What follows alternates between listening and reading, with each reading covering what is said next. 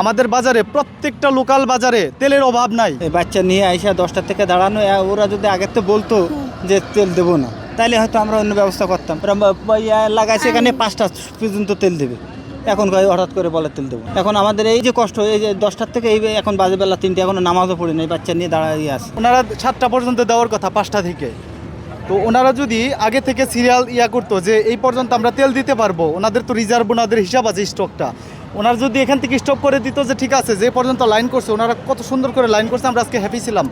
তবে আজকে প্রত্যেকটা যাত্রী মানে বাইকার হচ্ছে সিরিয়াল মেনটেন করছে। আমরা এক একজন দেখা গেছে যে একটু সরে গেলে বা চা খাইতে গেলে, রেস্টে গেলে উনি হচ্ছে রোদের মধ্যে দাঁড়িয়ে থাকা যায় না, আরেকজন হচ্ছে হেল্প করে ওনারা বাইকটার সামনে আগায় নিছে। এত সুন্দরভাবে আমাদের লাইন মেনটেন আমরা করছি। তো এরকম করছে। কিন্তু এর মধ্যে আরেকটা বিষয় আমি যেটা মনে করি, আমাদের বাজারে প্রত্যেকটা লোকাল বাজারে তেলের অভাব নাই। আমি প্রমাণ দিতে পারবো, যদি আমার সাথে যোগাযোগ করেন, আমি কমপ্লেনও দিছি। তো আমি কোথায় কোথায় এটা করে, তো গতকাল যেটা হয়েছে, আমরা প্রায় 7 দিন ধরে আমার বাইকে কোনো তেল ভরতে পারি না। আমার বাইক রেখে আমি বাড়িতে গেছিলাম, এই এলাকাতে রেখে গেছিলাম যে অল্প তেল থাকলে আমি যেন পাম্প পর্যন্ত যেতে পারি। পরে একটা দোকানে গিয়ে বললাম যে ভাই আমার তেল আছে, উনি বলে যে না নাই। পরে আমার কাছে এসে বলতেছে যে আচ্ছা ঠিক আছে ভাই, বুঝতে পারি না, একটু বলেন তো। পরে আইসে বললাম যে ভাই তেল লাগবে, বলে যে ভাই তেল আছে। আমার চুপ করে এসে বললো আস্তে আস্তে যে ভাই তেল আছে, 300 টাকা লাগবে। তো 300 টাকা তো আসলে মেনে নেওয়া যায় না। আমরা যারা আছি 120 টাকার 30 টাকার তেল আমরা হচ্ছে 150 টাকা, অনেক সময় দেখা গেছে যে ক্রাইসিস মুহূর্ত 10-20 টাকা আমরা বেশি দিতে রাজি আছি লোকাল মার্কেটগুলোতে।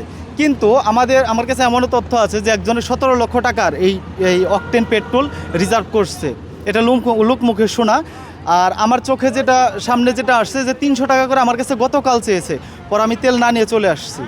তো তেল আসছে ভাই, পর্যাপ্ত তেল আছে। ওনারা রাত্রে 1টা-2টার দিকে এগুলা কি করে আপনি ক্যানে ভরে 20 টাকা করে ওদের কাছ থেকে বেশি নিয়ে, তারপরে হচ্ছে বাজারে অভাব নাই ভাই তেলের। আপনি রিপোর্ট নিয়ে দেখেন, প্রত্যেকটা বাজারে একটু কৌশলে চাইতে হবে। এখন এখানে আমি দাঁড়িয়েছি সকাল 10টার সময়। আমাদের এখানে লম্বা লাইন হয়েছে, লাইনের ভিতর দিয়ে তারা গ্যালনে তেল দিচ্ছে অহরহ, এবং প্রাইভেট কারে যেখানে 5000 টাকা করে তেল দিচ্ছে, আর আমাদের মোটরসাইকেল সেখানে 500 টাকা করে প্রথম অবস্থায় দিছে, পরবর্তীতে 200 টাকা করে দিছে। এখন বাকি আমরা যারা আছি লাইনের একদম কিনারায়, এদেরকে বলা হচ্ছে তেল নাই।